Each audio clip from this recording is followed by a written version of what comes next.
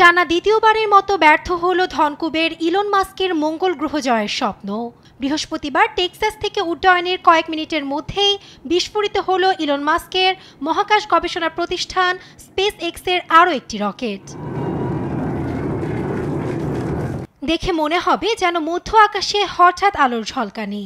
আগুনের ফুলকি মনে হলো এটা কোনো আতশবাজি নয়, মহাকাশে রকেট ভেঙে পড়ায় বাহামার আকাশে অবতারণা ঘটে এ নাটকীয় দৃশ্যের, যা ক্যামেরাবন্দি করেন এলাকার বাসিন্দারা। মুহূর্তে ভিডিওগুলো ছড়িয়ে পড়ে সামাজিক যোগাযোগ মাধ্যমে।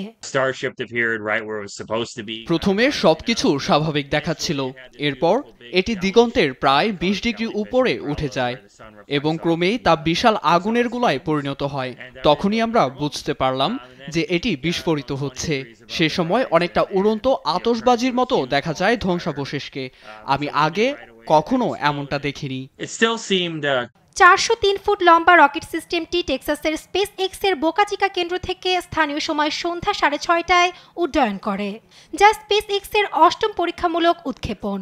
মহাকাশযানটি ১ ঘন্টার উড্ডয়নের পর ভারত মহাসাগরের উপর দিয়ে পৃথিবীর কক্ষপথে পুনরায় প্রবেশ করার কথা ছিল।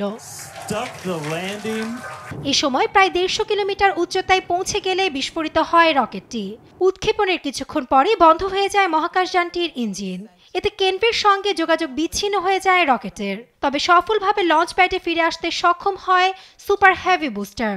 এ ঘটনায় কিছুক্ষণ বন্ধ ছিল বিমান চলাচল। কোনো হতাহতের ঘটনাও ঘটেনি।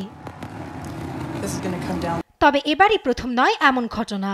২ মাস আগে বিস্ফোরিত হয় স্পেস এক্সের আরেকটি রকেট।